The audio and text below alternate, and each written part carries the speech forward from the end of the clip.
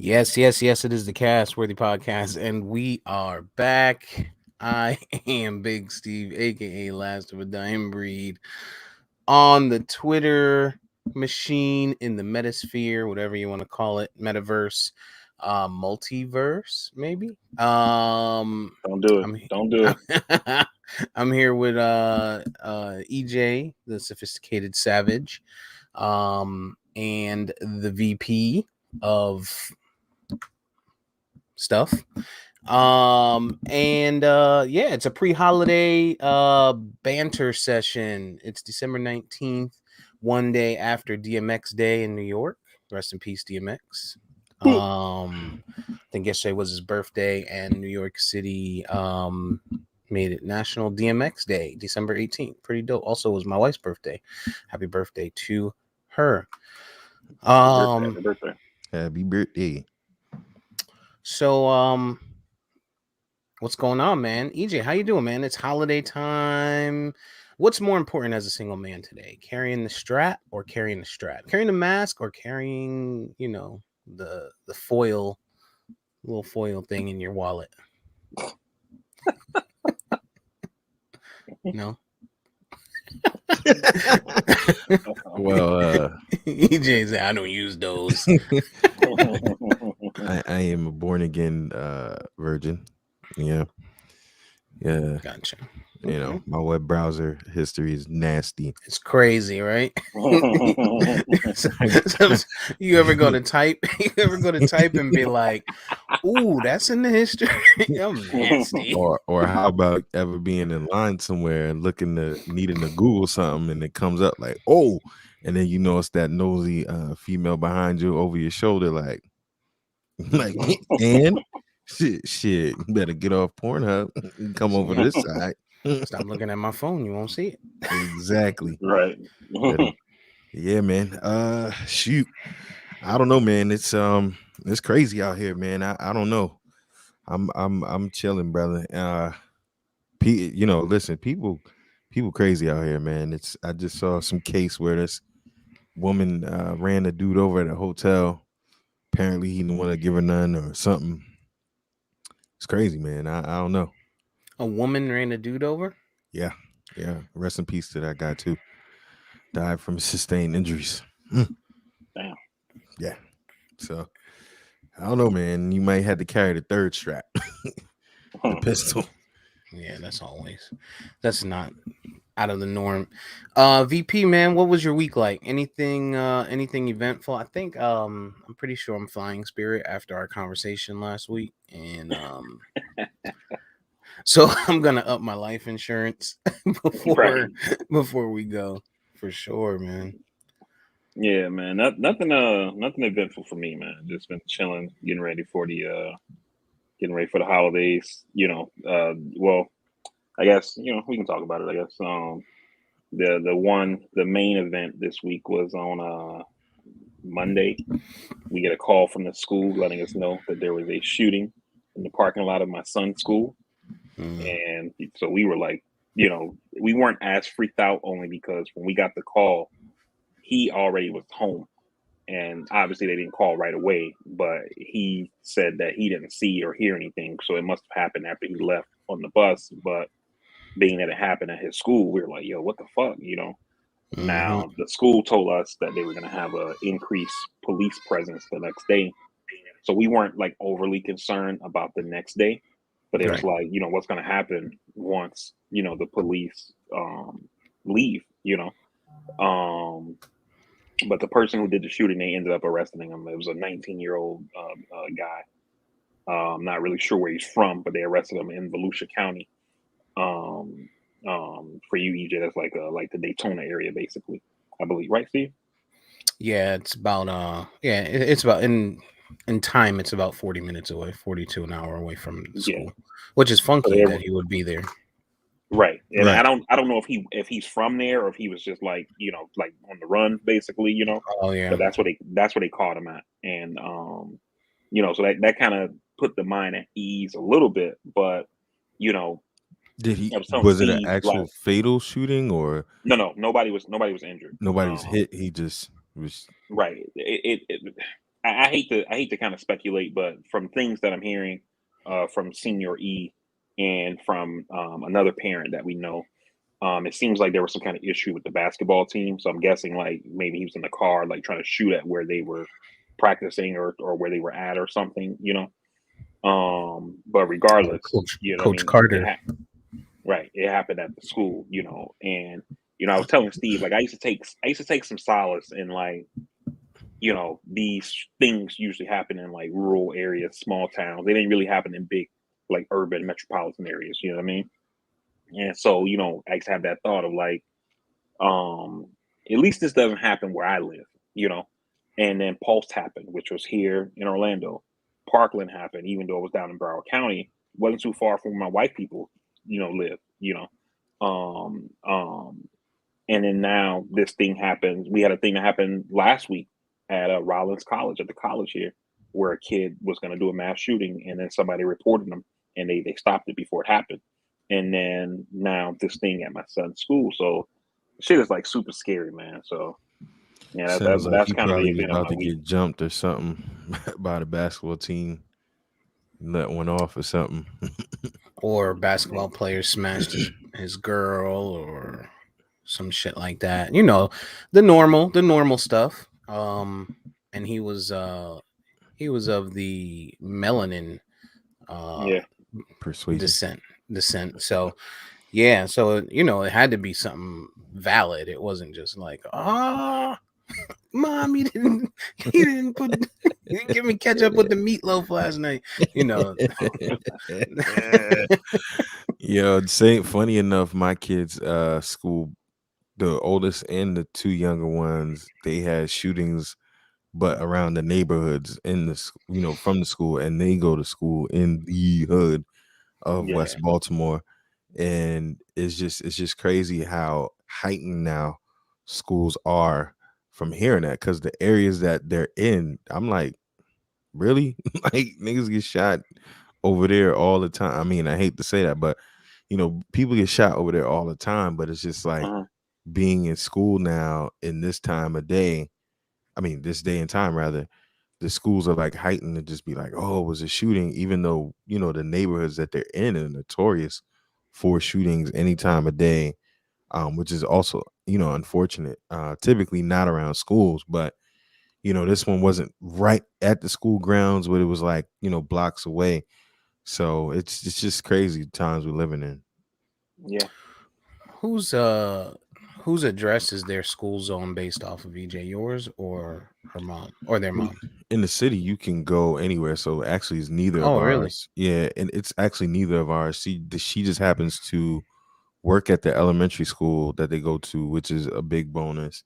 Oh, And yeah. then the oldest one, she got to choose the middle school she wanted to go to, which is like some green arts technology type joint. So I mean, neither one of them go anywhere we're at. Like if they were to go where they actually live with her, they would be in Baltimore County, and if they were with me, they would be further east, which they used to be, which is right up the street. But the funny thing is, if they went to the zone school in which they live in, Baltimore County's been reportedly more violent than Baltimore City recently. So Mm. it's been kind of nuts, man. Just violence in schools, and I mean, a lot of these schools are kind of urban, and nothing reminds me of anything different than what we probably grew up with. Somebody getting beat up real bad, stabbed, or something like that. It's just, you know, social media. These kids are a little softer than we were, you know, so it's just different. But yeah, They I mean need to. that's the thing though. Like to your point though, like when we were in school, it was like you know there were fights every now and then. Somebody might get jumped, and then like worst case scenario was like a person might get stabbed, or maybe somebody brought like a razor blade or something like that. You know what I mean? And those kind of things were few and far in between. You know what I mean? And in today's age, it's like you know, I barely hear about fights. It seems like everything is just it goes 0 to 100, you know, and where it's like, oh, you took my pen, so I'm gonna shoot the school up. You know what I mean? Like you Mm, skipped me in the lunch line, so everybody got to die. You know, like what the fuck, dog? exactly. No ketchup for the meatloaf. Right? Um, You know, to your point. it's Yeah, yeah. It's the men. I think it has. I mean, I know Vari never wants to hear this, but mental health it's a real thing, man. I know, and I don't mean it. I don't want it to make it sound like Vari is not sensitive to mental health, and people that struggle with it, but when we talk about gun violence and stuff, that's usually the lower end of your your checklist for reason. But yeah, it's a big piece of it, man. I mean, like, if I sit and I just look at how many people um are dealing with, or maybe it just wasn't heightened when we were younger, but are dealing with, children with autism and things of that nature, right? Like, for you to see, like, remember, like, special ed, right, was like one class per school, you know what I'm saying? Like, it was like, and I'm thinking, I don't know if it was just that there wasn't any testing, or if people were just back in the day, we were just like, I know we just be like, man, that boy bad, like, that's he's just a bad kid in the class, um and now people are just testing, and actually, you get benefits from it now, like, and I don't mean like monetary benefits, I don't mean money, but I mean more along the lines of, you get additional therapies and things like that if you actually get your kid tested and they do pop, and they do come Pop. up. I was gonna say they do pop a test, but they do come up, autistic. You get like ABBA and stuff like that, right? So I'm wondering if now people are just more in tune with it, because and we're seeing it more. Um A and I lot of think that. these are Oh, the go kids ahead. that My are bad. having it. And it's your wheelhouse. I know you deal with that. So Now, a lot of that, man. You got to remember, we as we're adults now, so it all makes sense now. You know what I'm saying? And largely with the special ed back then was more catered towards disabilities, things of that nature. But if you think back, every school, at least mine, had a social worker where the quote unquote crazy girl that might have been in foster homes, or the one that was fighting and cutting chicks, and you knew that they was like outright just screaming and all of that kind of stuff. They would go into the social worker's office and all of that kind of stuff, and we just didn't realize that many of these people were probably on medication. I mean, we all had that one dude in class who never was clean, what I mean, would have different outbursts, and what I mean. So we were younger when we didn't really notice it. And then what happens is, as a generation, the generations before us didn't help treat their stuff.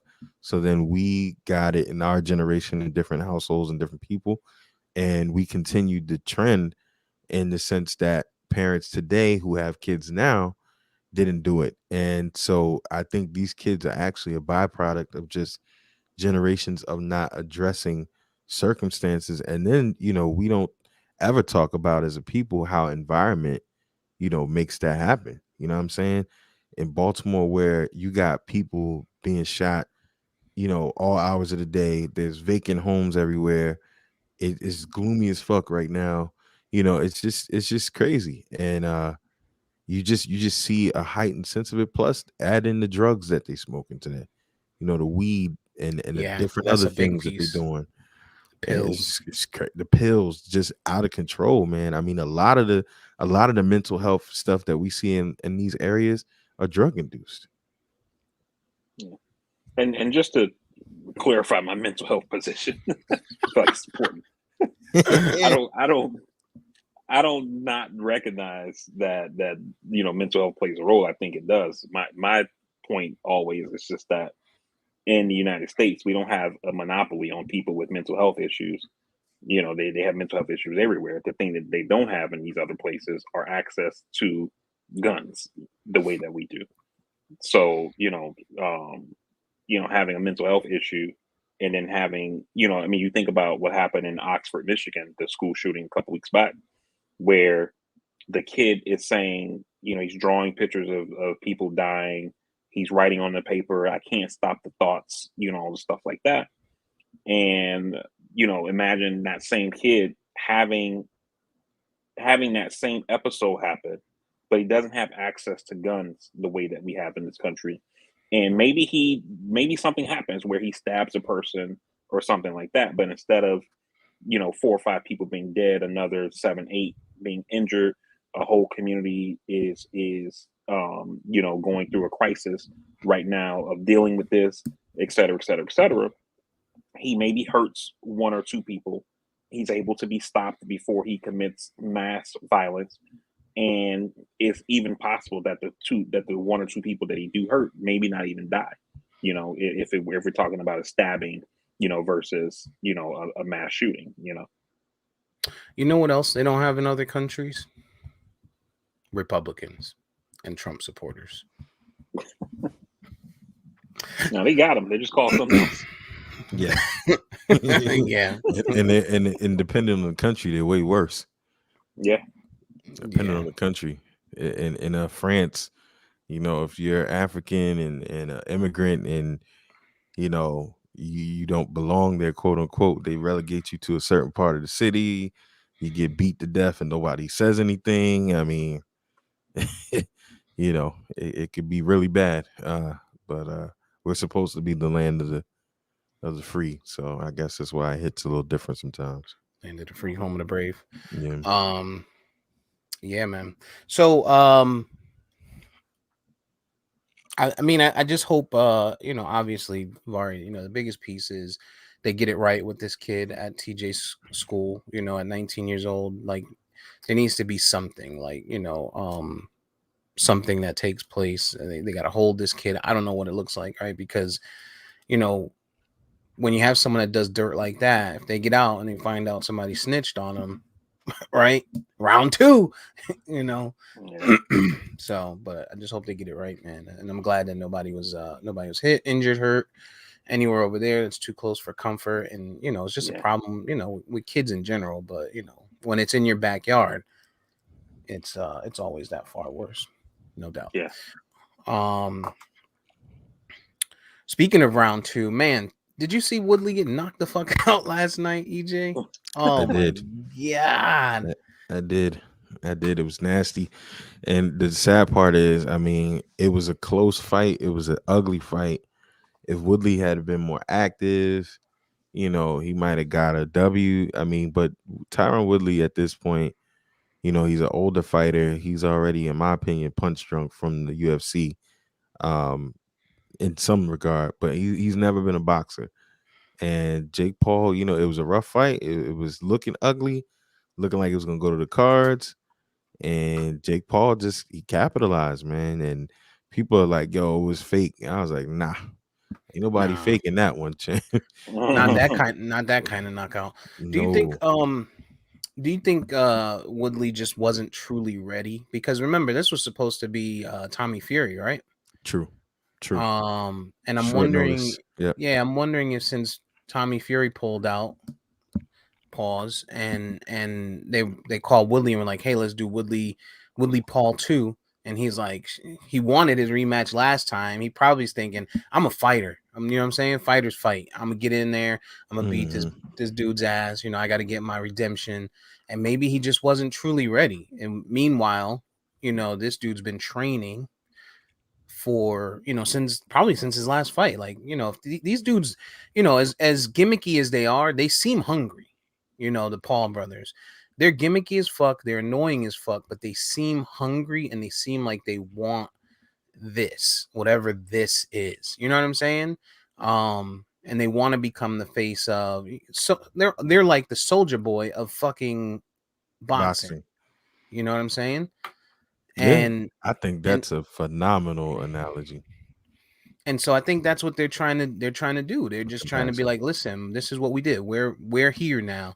And so I think they're training. I think they're actually, getting with real trainers, real boxers, trying to understand movement, and as you see the fights go on, they seem to look better as boxers than they had when they first started. Yeah, hard work. Go ahead, V. No. I think Steve is absolutely right. I literally said something to that point to my wife last night.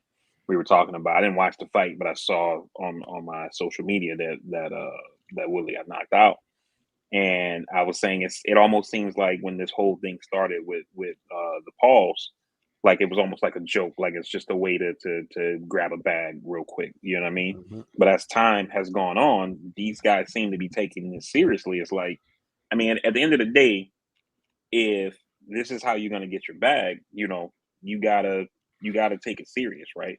And it kind of reminds me. I don't know if you guys ever watched Hot Ones on YouTube? Like Yeah, they Yeah, actually with the yeah, interview buffalo like eating the wings. hot chicken wings, yeah. and like there's numerous episodes where different guests are asking the host Sean, like, how did you get into this? And he tells them like what the thought was or whatever, and then and they'll say, well, how many episodes have you done? And he's like, oh, well, this is episode 400, so you figure it's 10 chicken wings per episode. He starts working out the math and shit, and they were like, damn, that's a lot of hot wings. He was like, what I mean, it beats working for a living, you know and so if that's your craft, then yeah, you're going to be out there tasting all the hot sauces and trying to get the flavor profiles right for each 10 sauce or whatever, and doing research on the guests to have these interesting questions while you're eating the wings and shit like that. And it's the same shit with these Pauls. It's like, I mean, it's like, fuck, this my niche. This how I'm gonna get the bag. So I'm gonna train and actually be ready. Whereas other people might think, oh, these guys are a joke. I don't got to be that prepared, And then you get in the ring with them and you fucking get obliterated. Well, the thing is, and I think y'all both are correct, and I think Steve's comparison is spot on because even Soldier Boy had a hit. Even Soldier Boy brought an element to the game that no one had before with the streaming and all of that stuff. So, um, and to your point, VP, even though Soldier Boy to us might have been terrible, he worked at it. He put in time, and hard work can beat talent almost every time if it's done right. And let's not forget these dudes are physically big guys. Both of them over 6 foot tall, 200 pounds. And I mean, boxing is a sport that you can be taught how to do the basic stuff and then enact it if you have enough time and sparring to go with it. And they've got some serious people around them, Hmm. coaching them. Do they have the physical gifts that many of our other brothers that have been starting since they were 5 or 4? Maybe not. But they are hungry to prove to the world that they're serious about it. Now, with all of that said, to Steve's point, Woodley was a last minute choice. He's not a career boxer. I think in the earlier rounds of this fight, he showed some flashes of improvement, which if he had some time might have been a better thing for him. He's also the much smaller man when they rehydrate. I mean, he probably might have came in at 190. Jake Paul probably came back in at some 220, 230 after rehydrating. Who knows? But again, that fight was very lackluster up until that point. Jake Paul was gassed. Woodley wasn't really throwing anything. So I get a much superior or better boxer probably would have given Jake Paul the work. This is only his 5th fight.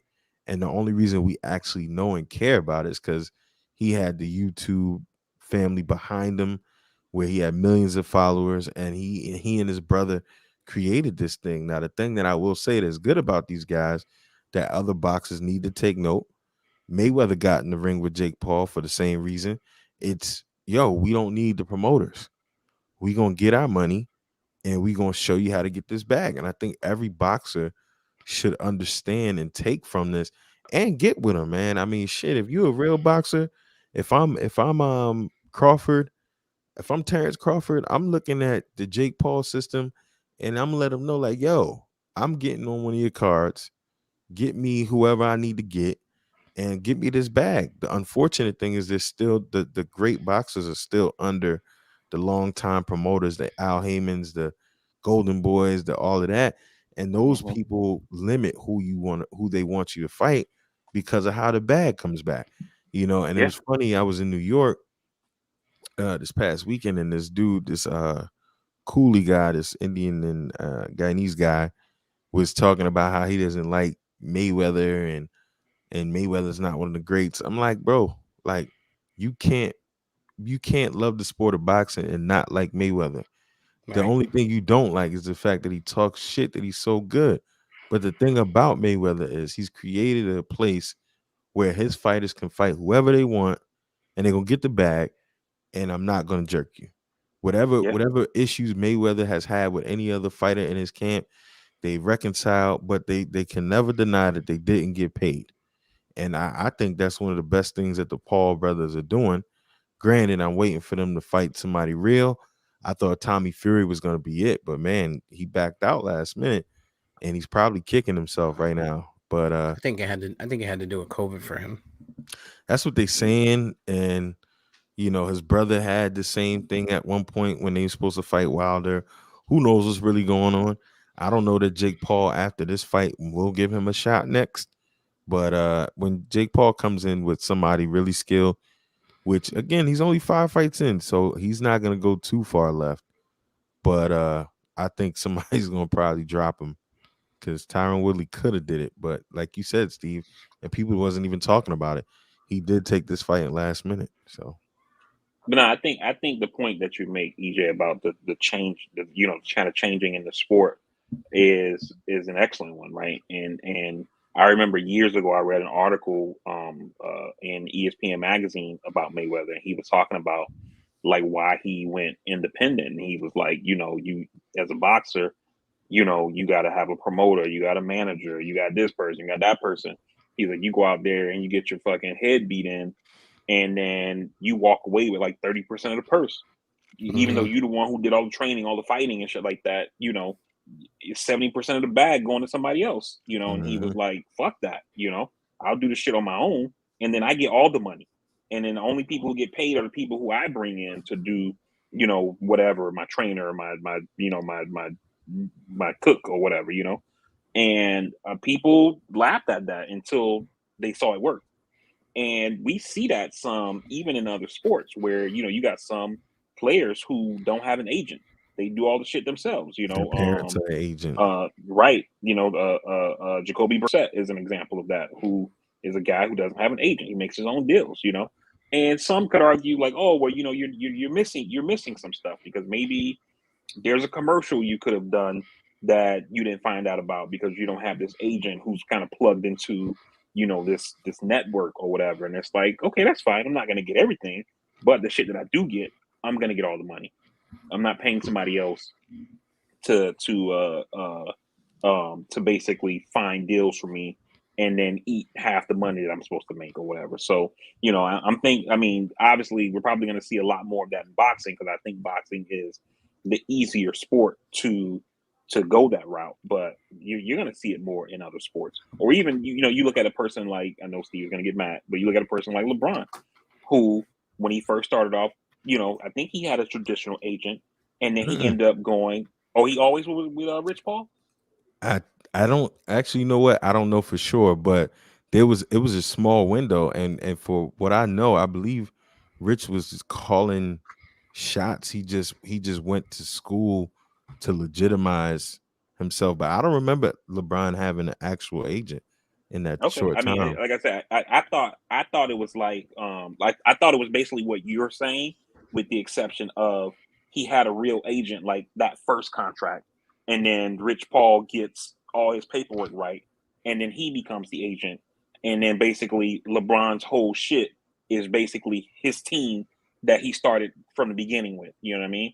But regardless of how it went, that's how it is now. And you're gonna see more players in different sports doing stuff like that. And these these traditional firms that handle promotion and representation and stuff like that, they're still gonna be around because the little guys are still gonna need work too, but they're not gonna have the kind of influence they have today, like the Drew Rosenhaus types and Don Kings and Golden Boys and shit like that. Yeah, and I think these dudes, honestly, man, I think EJ, I think when they take a fight, if they do finally get a fight with someone who's big and they take that L, that's fine. I think they're okay with that because I think right now they're brand building. You know what I mean? They're building a brand to basically compete with Dana White, to compete with the Boxing Association and whatever, right? Or whomever, they can start their own eventually, right? Whenever they get past this contract they have with Triller and whomever else they're contracted under, right? That's gonna come soon. And at that point, they're gonna be pretty damn big if they continue on this track. So I think there's lots of opportunity for these guys, and if they're smart, and it seems like they're pretty savvy of what they're doing. That's what I think they're doing personally. Masvidal was he recorded a video this morning that said Jake Paul needs to come on over to UFC, sign a 1-fight contract, and he'll knock his ass out. And but I think Jake Paul know better. Man, and also Steve, like to EJ's point earlier when he talked about Soulja Boy, like the internet, like is a game changer for this type of thing, right? Because if this was years ago, you could have like these boxing associations, UFC, etc., go to HBO and to Showtime and stuff like that and say, yo, if y'all do shit with them, we're not fucking with y'all. Mhm. And now they got to make a choice. Do we go with this YouTuber or do we go with the bread and butter? You know what I mean? But now with the internet, if Showtime, HBO say, yeah, we can't do it because Dana White says so, they're like, okay, cool. Yeah. You go to the internet. Yeah, you don't get as many views at first, but all it takes is to have the one event. The shit works out. And then next thing you know, you're doing like fucking versus.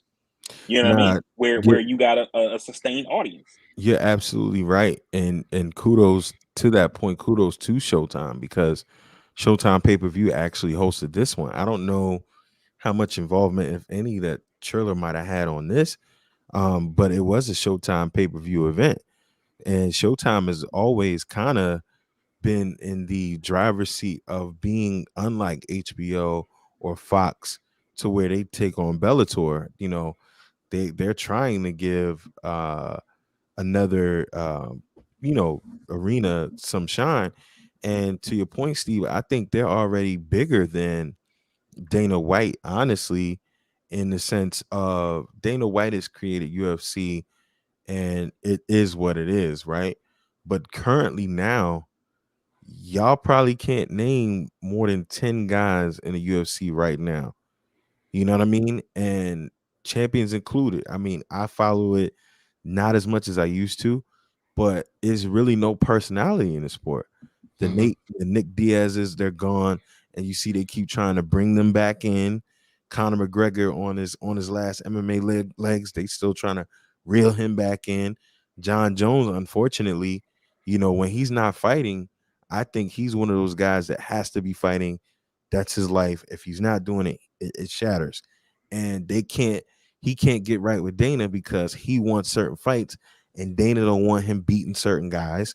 Every time you turn around and look at the UFC, there's dudes on there every day on the MMA show with Ariel Helwani talking about how they're not getting the fights they want.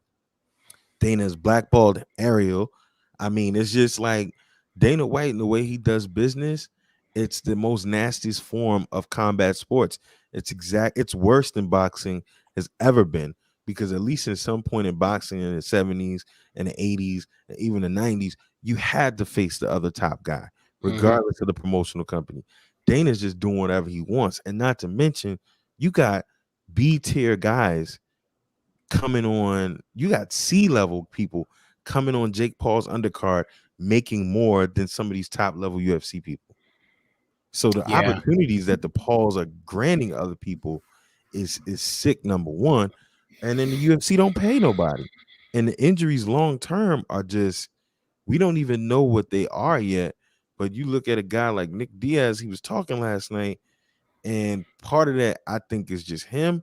But I mean, he sounds terrible, and it's just like, to their credit, man, they're making a way for combat sports that we haven't seen before. Yeah. I don't want to beat this one. So we'll move on. The last piece to it though is I just hope they have they get the undercards better. Right. You know what I mean? Like I'm okay with some of the low name guys, but these gimmick ones, like the Frank Gore and Darren Williams, like that wasn't tasteful at all. Like I didn't need to see that. And after seeing it, I wish I hadn't seen it. You know what I mean? Like Darren Williams he need to get his ass beat. Like this dude had no fucking respect for Frank Gore at all. It was just bad, man. No, it was bad. And someone's gonna get hurt. That's the bigger piece, right? These celebrities, these guys. I mean, I get it. They're athletes in their own right because they were either played basketball, baseball, football, whatever it is. But it's those contact sports are not sports where someone is punching you in your fucking face. You know what I'm saying? And these guys are older, right? They're no longer in their prime. They're not these young kids coming out of college anymore. So someone's gonna get hurt, man. And they just need to, they need to stop that. That shit's fucking distasteful to me. The NFL, man, the NFL, this crazy COVID outbreak. We see New York, they're saying had New York in general, we'll get into the NFL, but New York in general broke the single day record for 22,000 positive cases in a day. Omicron is alive and well. It is extremely contagious, but I guess the bonus to it is it's not as severe. Actually, somebody that I work with, they're saying thought they had that variant because they were very their symptoms were very minimal and they're not vaccinated. They had just like cold like symptoms, not even like flu, just So I think that's and then when you see this, right, that's probably why people are like, I could deal with that, But COVID is back. Obviously, holiday hangover, Christmas is here.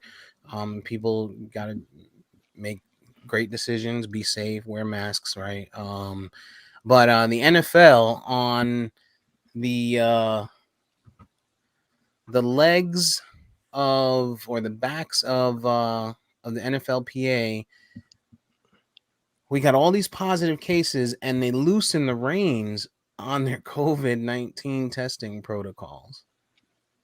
What the fuck is up with the NFL, dog?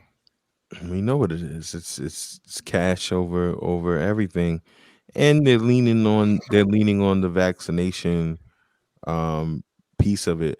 And honestly, not to just shame the NFL, but a lot of government agencies are doing that. I won't say anything specifically, but a lot of agencies are doing that. Like, oh, if you're vaccinated and you didn't test this, because they want you to come to work, dog. Like, until the economy, and this isn't the problem for the NFL, obviously, but until some plans are put in place for another shutdown or loss of income, especially the times of we're trying to climb out of that economic situation that we were in. People are going back to work, dog. Like they like, if you didn't test positive this time. So the NFL, while it is the NFL and they're the evil empire, they're not too far off from what I've seen in other instances. A major difference is these people get paid millions, like millions and millions and millions of dollars, and people like myself, you, Laurie, we are invested because we pay services. Some people pay services to see this entertainment, right? There's the NBA package, there's the NFL package, general cable. Like some people pay for it just to watch these sports, and so I think that's why the NFL is kind of making this decision to try not to cancel the league or pause the league because there's so many cases. So they're like, fuck it. If you're vaccinated and you're asymptomatic, you don't need to be tested. We're not going to do daily testing anymore, but they get paid millions. They should be able to deal with daily testing, even if it's just rapid, right? You don't have to puncture their brain for it, but get a daily test. Keep these people safe, man, because you just don't know where they're going to be or where they're going to go or who they're going to impact outside of the league. There's more than just those guys that are on the field with them, man, and in the locker room with them. So I just think the NFL, what they're doing is distasteful. You would think that they would heighten awareness around it, and they would get more stringent on testing and whatever COVID guidelines and things like that. With the increase of cases, but they're just not doing a good job to me. Meanwhile, the NHL is. NHL shut down 2 teams until Christmas. Nah, y'all niggas ain't playing no games. And they went back to daily testing. Mm. I think that's because they got way too out of hand. Culturally, if you look at the NHL and the people associated with those teams, they're typically more of the right wing. I don't believe in COVID. I don't believe in this. I don't believe in that. Their fans, same thing. They're usually in places that don't require any of that stuff. So I think the NHL just completely got out of hand at some point when they were doing good early on. But yeah, I mean, we got football on Tuesday now, so That's I the bonus to it. This is a good week. This is a yeah. great week of football because we get 2 games Monday. We get 2 games Monday. We get a game Tuesday, and Had a game barring any, yesterday. had a game yesterday. Got a bunch of games today on a Sunday. Then we'll get the Thursday game, and then there's another game on Christmas next Saturday as well. I think it's the Browns are playing. I forget who. So all we need is for a game today to get postponed to Wednesday, and that'll carry us through next weekend. We'll have football every day. But It's yeah, a man. double-edged sword though, man, because it's like, at the end of the day, we love it. We want to see it, and these guys are taking the risk. And I guess at the end of the day, it's just like anyone else. If you really are concerned with your family and other people that you love, you got to opt out, or you got to sit that one out. But other than that, I mean, we know, number one, at the core, these guys are athletes, so they're gonna want to play regardless. And you're like, what? I got I got a amputated leg. Nah, I'm playing, dog. You know what I mean? So that factors in, and like you said, the money. So it's tough, man. But I ain't gonna complain. I'm gonna watch. I'm gonna be supporting. So Oh yeah, I'm gonna keep watching. But you talked about it not being much different from other companies. What slightly, happened, slightly. VP, in the wasn't there a judge that Hey, yo. overturned and reinstated the Joe Biden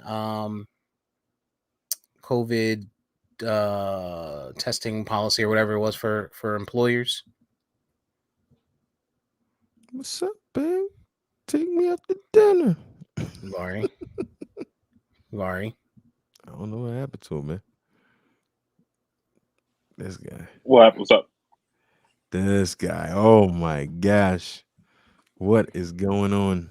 He was on Pornhub. Sorry. He Sorry, definitely. I missed. I've been dealing with some breaking news. Sorry. Oh my god, this guy. The overturn of or the reinstatement of the Biden COVID employer mandate. That's your Oh yeah. wheelhouse. Sorry. We need you to This- chime in. Yeah. On Friday, the Sixth Circuit Court of Appeals reinstated the nationwide OSHA standard that employers with 100 or more employees have to have their employees vaccinated, as well as another court. I think it was the Fifth Circuit, which is down, and the Fifth Circuit operates out of Louisiana, but they cover Texas, which is where the original judge blocked Biden's mandate for medical workers. They overruled that judge as well. The Sixth Circuit one, I think, is fine. Is going to get appealed to the Supreme Court, but the Supreme Court has been basically knocking back these vaccine requirement cases, saying that the president's within his powers to put this thing in place. The one out of Texas is going to be a little bit more interesting, only because the district court said Biden exceeded his authority. It went to the appeals court. The Fifth Circuit of Appeals is probably the most conservative circuit within the 12 districts that are within our judiciary system. However, it's basically random. The 3-judge panel that hears the case, and the 3-judge panel was a Clinton appointee and 2 Obama appointees. And so they basically overruled the district court. So what's likely to happen is that instead of the folks appealing to the Supreme Court, they're likely to ask for what's called an en banc hearing, meaning that they ask for the entire Fifth Circuit to hear the case. And then the entire Fifth Circuit can overrule the 3 judges, because there's more conservative judges on the entire Fifth Circuit versus just those 3 who happen to be an Obama, 2 Obama appointees and a Clinton appointee. At that point, it's going to get appealed again to the Supreme Court, who's likely to knock this down again. But that's basically where we are on the on that vaccine front. I actually didn't hear your question. Like I said, I wasn't listening. I was looking at some breaking news. So while we're here, I guess I'll go ahead and get into it. Fucking Joe Manchin this morning announced that he's a no on Build Back Better, which is Biden's social spending program. Right? And this is exactly what the progressives said. This is exactly what I thought was going to happen. And progressives were saying we have to link the physical infrastructure bill to the social infrastructure bill, because if we don't, you're going to have people like Manchin who are going to say, no, we're not doing it, or they're going to basically make it die by 1,000 cuts, where you keep cutting this, you keep cutting that, you reduce this, you make this smaller, you get rid of that, until the bill is basically damn near nothing. And that's exactly what happened. Joe Manchin continued to get concessions, saying we got to get rid of this, we got to shrink this thing needs to be that. And then today he announced he's not for it at all. President Joe Manchin. Right. And you know, this is something I said this to somebody on Twitter this week when they first announced that they were gonna put the Build Back Better bill on the back burner and focus on voting rights, which is not going to happen, right? Because Manchin is opposed to changing the filibuster rules for these kinds of things. And Kristen Sinema, the Democratic senator from Arizona, has also announced that she's opposed to changing the filibuster rule. And so this is what is going to happen, right? You got the Build Back Better plan, not going to pass. Voting rights, it's not going to happen. Student loan payments, restarting. The child tax credit, the extension for the child tax credit is in that Build Back Better legislation, which means that's not going to happen. Right. So now in November 2022, you have people who will say, you've taken money out of my pockets by taking away the child tax credit, as well as restarting my student loan payments that have been on furlough for the past 2 years. Reelect us. In there anyway. You ain't getting that shit anyway. Yeah, that wasn't in there anyway. Well, no, that wasn't in there. That's something that Biden can just do with his executive authority. No, I'm saying, but the point that I'm making, they ain't getting that shit anyway. Bing, like fuck your life, right? And the point that I'm making is that what are you going to run on? Because yeah, you can tout this infrastructure bill, right? The problem with infrastructure is that you always hear politicians talk about shovel-ready projects. There's no such thing in the United States. They got to go out and do surveys. They got to go out. They may have to take land from people where they do eminent domain or buy land or whatever. Infrastructure takes years before people actually see the results, right? But these things that were in this social spending program, the Build Back Better bill, were things that can happen right away, like the child tax credit. They signed the law. 3 months later, people start getting a check. You know what I mean?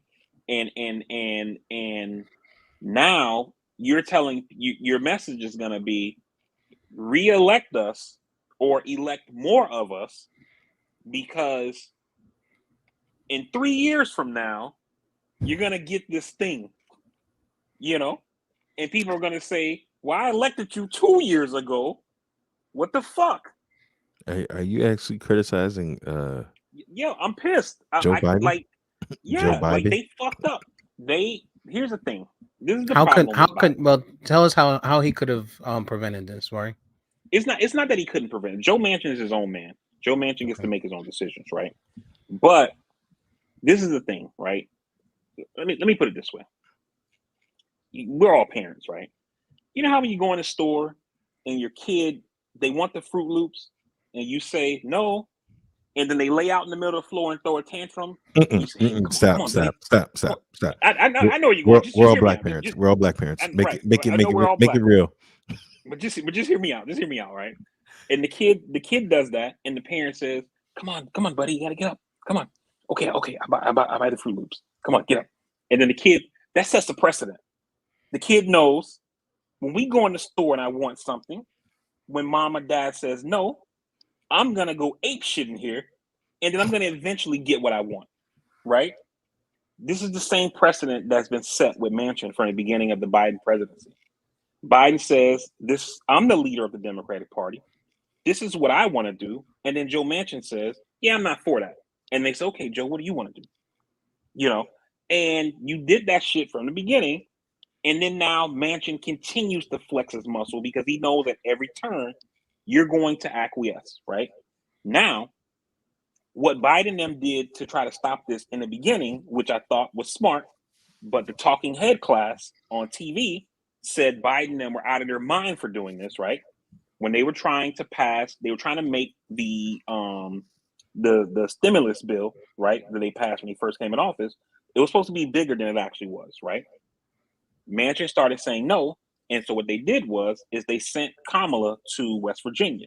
She didn't actually physically go there, but she did interviews with local West Virginia media. Right. And this was to tell the voters, basically, hey, call your boy. You know, you need to talk to your motherfucking boy. Manchin didn't like that.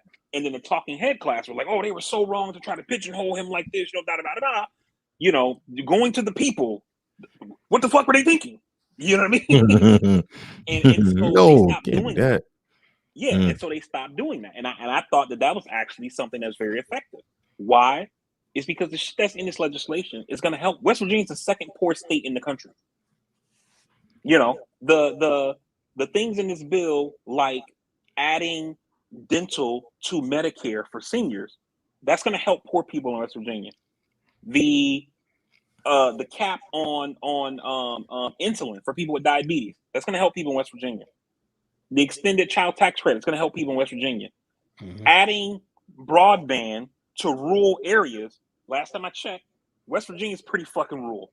Not area, the whole state. You know what I mean? And so you have an economy that's taking place, a job market that's taking place online, right? There are people in West Virginia who can't participate in that because they don't have good fucking internet access. You have a pandemic that hit, and kids who had to learn from home can't because they got to use their parents' phone as a hotspot. They don't got good cell service. They don't got good internet coverage. So now these kids are falling behind. And, you know, given that you do, you know what that means going forward. You know what I mean? And it's shit like this that these people aren't going to get. That Manchin basically said, yeah, you know, that's like your problem. That's your problem. You know? Like this shit is fucking, This is a classic case, I think, of people saying there's a problem with career politicians, right? This guy's 74 years old. Here go EJ. Here go EJ. But this guy is what, 74 years old, right? He's been 78. Okay, so he's been in politics. Biden, right, or Manchin? No, Manchin. Oh, I don't know how old Manchin is. Sorry, I thought you were talking about Biden. He's 74. I do research.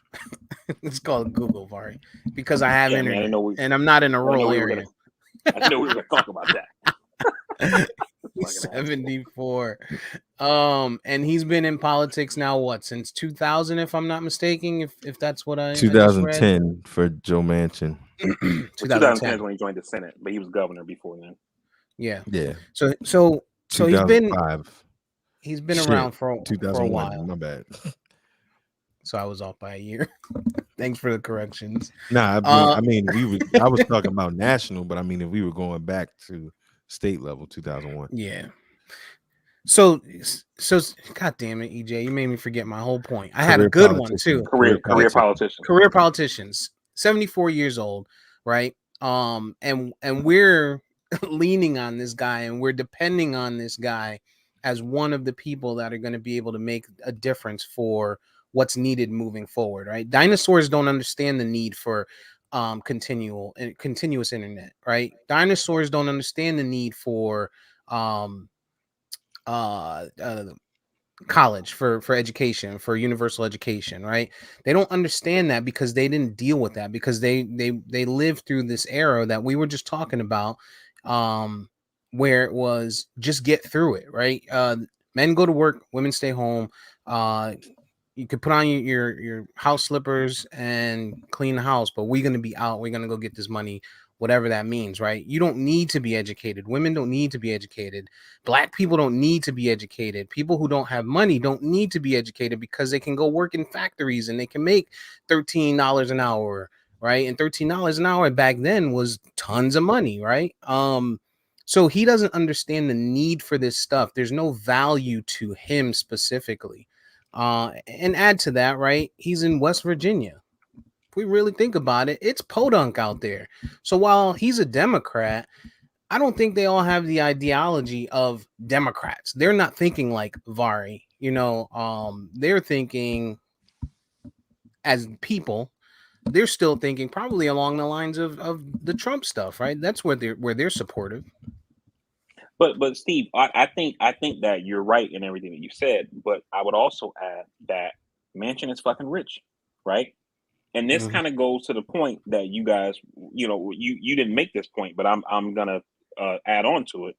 He's been in politics since 2001, right? Joe Manchin lives on a fucking houseboat and drives a Maserati.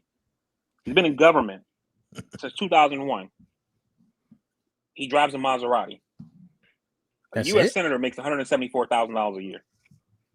You see where I'm going with this? The problem is that a guy like Manchin, I got mine, so you got to try to get yours, right? Manchin takes money from the coal industry. Before Manchin got into politics, he ran a coal company. His son, he still gets paid from it. His son runs it, right? And that's why every piece of climate change legislation that comes up that has reductions in coal, Manchin either kills or weakens, right? Because you're going to hurt my pocketbook. You know what I mean? And this is exactly what the Republicans shit on Democrats for doing all the time with big corporations. The Republicans just don't lie about it. Yeah. And a thing that happened this week, and one more thing about Manchin I forgot to add. That's just like last year. Elizabeth Warren and Kristen Gillibrand, the senator from New York, they got together and put together a bill that was going to lower the cost of EpiPens. The pens that people inject when they have a allergic reaction. Severe allergic reaction. Yep. Right. And the company that makes those EpiPens, Manchin's daughter runs it. Manchin killed that legislation. And when people suggest to him when he does interviews some kind of, correlation, quid pro quo kind of thing, he's like, how dare you? I'm just a senator that's here trying to do the best for my people. And so you're telling me your people having to pay $3,500 for an EpiPen is the best for them in the second poorest state in the country? You know what I mean? Like what the fuck are we talking about? But then you also think about, to both of y'all points, right? This week, it came out in an interview that Nancy Pelosi did because people have been talking about members of Congress trading stock. And AOC was like, members of Congress should not trade stock because they have too much information. Yeah. They get information about what's happening in the economy before it becomes public because they need to know what's going on. They need to know what's going on in order to set policy from a government level, right? Which that makes perfect sense, right? And Pelosi was asked about this in an interview she did this week, and she said, I don't think this is a free country. Members of Congress shouldn't be, not be able to not trade stocks or whatever, right? And then you go back and you think about, David Perdue, the guy from Georgia who lost in 2020 to Ossoff, right? Before the pandemic, this guy was trading stocks that basically moved based on what was happening when COVID first started happening. Made millions of dollars. Same thing with Kelly Loeffler, the other Republican senator from Georgia. Same thing with the guy from North Carolina, Richard Burr, Republican senator from North Carolina. Same thing with Nancy Pelosi's husband, right?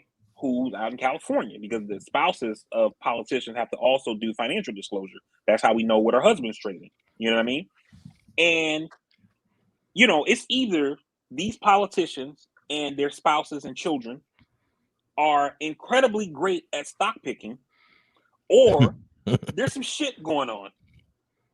Now, you know, I was, you know what I'm saying? I was born at night, but not last night. Like, give me a fucking break, dog.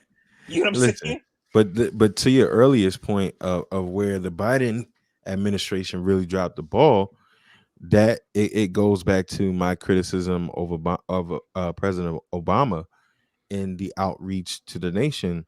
It goes back to that when you saw this guy win in the fashion that he won, and to be probably the most polarizing president ever in the way he did it, you know, having the base, the rappers, the community organizing, the structure, you never returned back to that. You know, when the other side and your opposition was giving you shit, you didn't go back to the well in talking to the people. And this is what Biden, to your point, they have failed to do. Go to West Virginia. You know what needs to be done.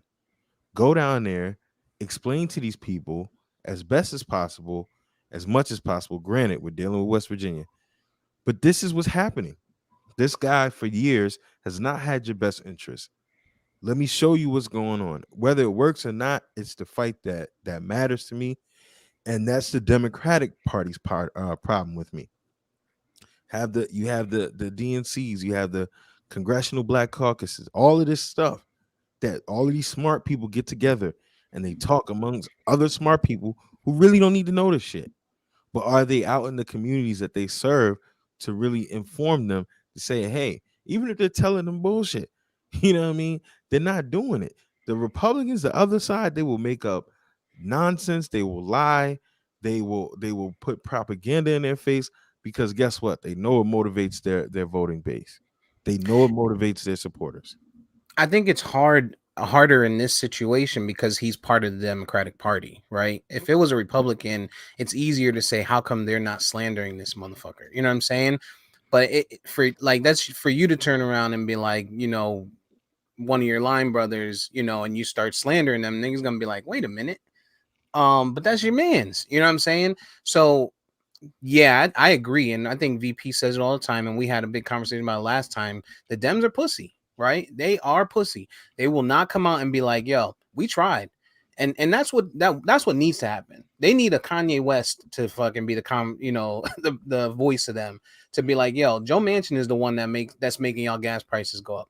It's not true, but it sounds good, right? Joe Manchin is the one that's gonna make it to where y'all not getting no more money for your kids. Joe Manchin is the one that's going to make it to where you're going to continue to pay student loans. Not him, but got it. You know what I'm saying?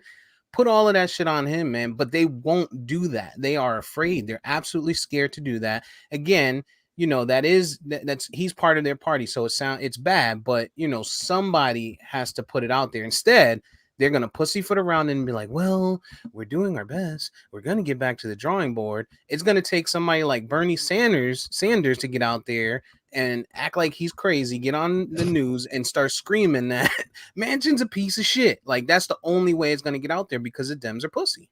I just want to add before happening. VP goes in. It's not only that they're scared, which I always said as well, and I agree with you, but they're happy with the status quo. Because again, they're politicians in their 70s, Pelosi, Maxine, name them. Go down the line. They all got dough. They're all going to be dead in the next 40 years or less. They don't care. They really don't care. They really don't care what happens with this generation. Their families are straight. They don't care about us. Mm-hmm. You could say whatever you want about the Republican Party and whether or not they truly care about their base. They may not care, right? They may know that their base, what they're doing for the base isn't good for them. But guess what? They listen to their base. Whether it's the stupidest shit ever, they listen to their base. Hey, COVID, we don't really want to have COVID restrictions. I know this isn't good for you, but I'm gonna do what you want.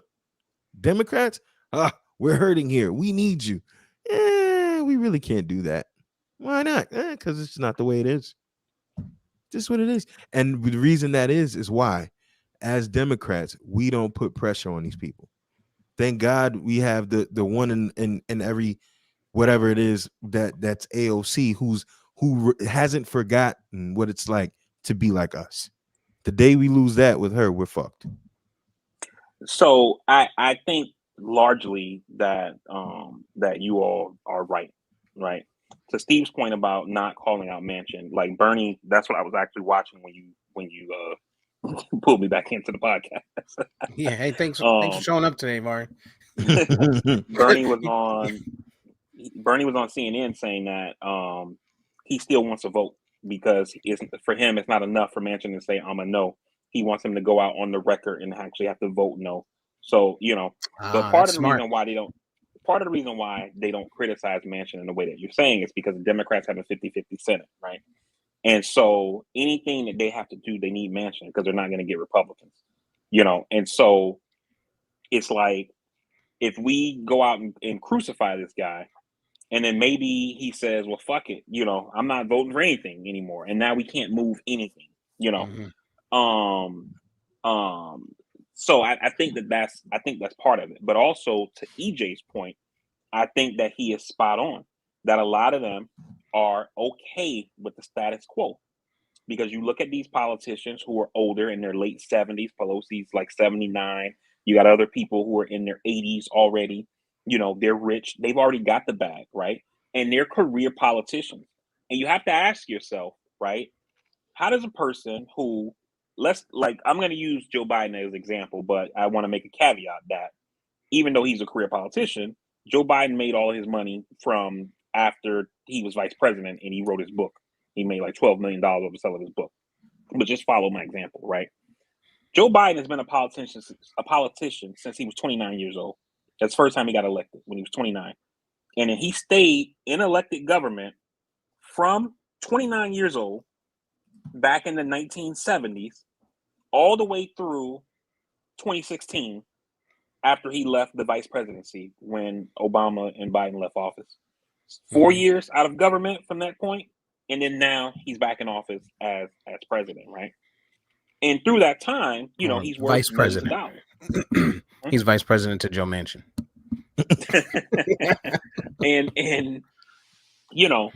and so you look at people like that, or Pelosi is a good example.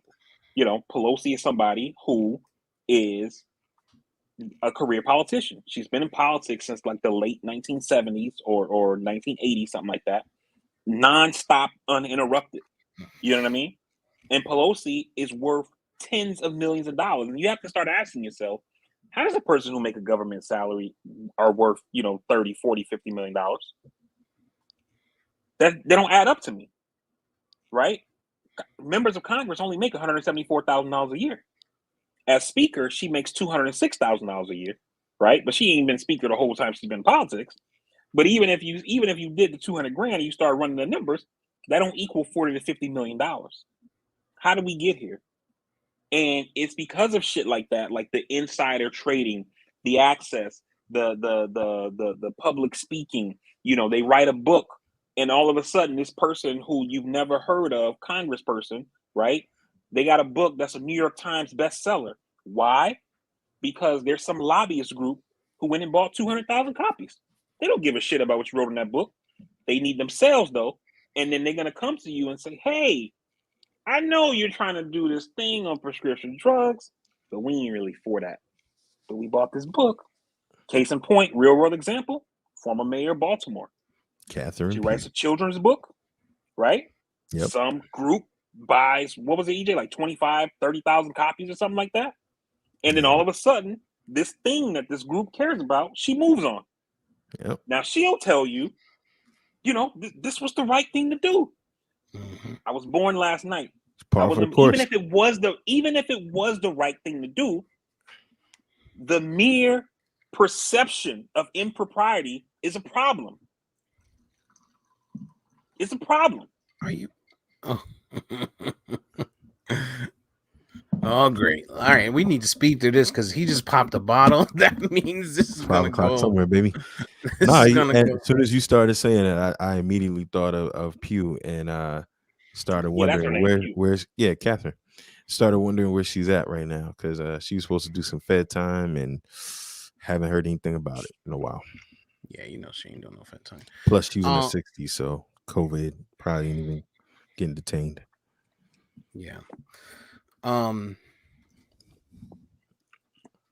Yeah, man. So we saw a clip recently of Kamala, however you want to say it, Kamala. K Dub, K Wizzle.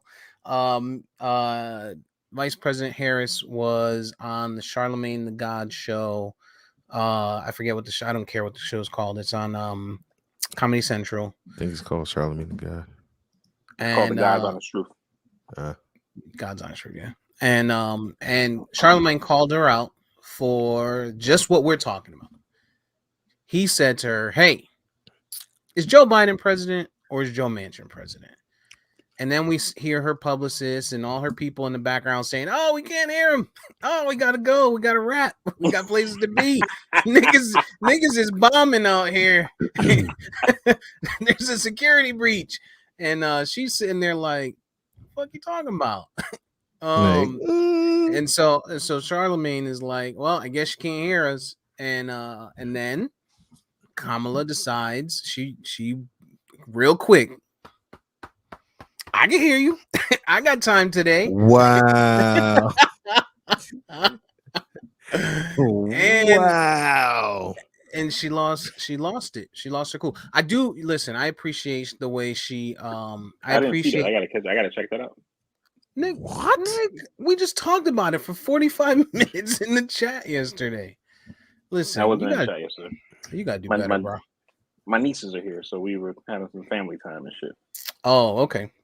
Let me pull the clip up. EJ, you go ahead and chat about it while I pull it up. I mean, I don't know how to come back from your display just now. You patting your fake head as if it's itching. I mean, never mind. Anyway,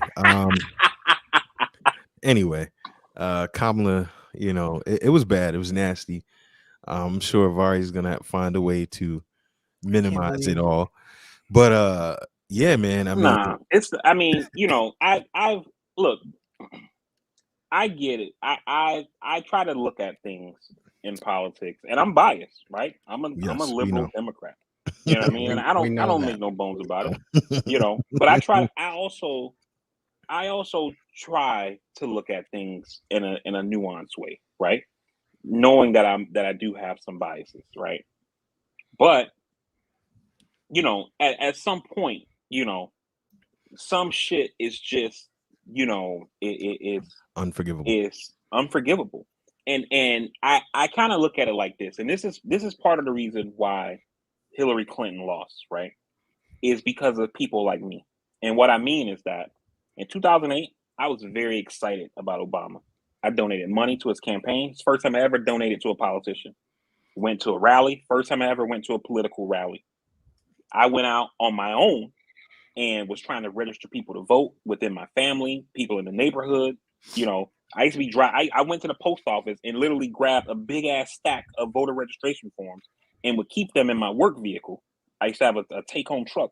I'd be driving like on my route. I'll see a dude walking. "Hey, my man, you registered to vote? You want to write it?" You know, that was me in 2008. In 2016, when Hillary ran, because I was very underwhelmed about what happened during the Obama administration. Right? You know what I did? I voted. I voted. That was it. I didn't donate money. I didn't go out and register voters. I didn't drive anybody to the polls. I wasn't making phone calls. I just voted. I put my sticker on and I went home. You know what I mean? And it's shit like this that's happened this week in the Biden administration, in this Senate that the Democrats control, that makes people like me say, why the fuck should I go above and beyond for these things if they don't? And then what happens is when 2022 rolls around, I still believe in the things that this party say they believe in. So what happens is I'll go and vote. And maybe I'm not going to go out there and be, trying to register voters, making sure people register, making sure people got dates, donating money to the campaign and shit like that. And I just vote. And it's how they lose. Because you'll hear politicians who will tell you when they go on TV, when they talk about enthusiasm, and they'll say an enthusiastic vote counts just the same as an unenthusiastic vote. And I tell you, no, it don't. Because in 2008, I know personally, I voted. I made sure everybody in my circle voted. I called my friends and family who are infrequent or inactive voters and made sure they voted. And then I went out on my social media and posted shit about voting. I can personally account for 12 votes from myself and members in my family that I made sure voted. When I was unenthusiastic, I only can count one vote, mine. I went and voted at home. And your wife. Yeah, and my wife. You know what I mean? But you get the point that I'm making. Let me play this clip for you. Hold on to your seat, Vari. Who's the superhero that's going to speak against Joe Not hard to do. Manchin? I want to know who the real president of this country is. Is it Joe Biden or Joe Manchin?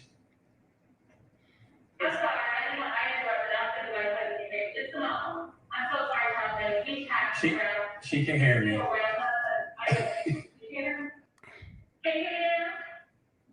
Can you hear me, Madam Vice President?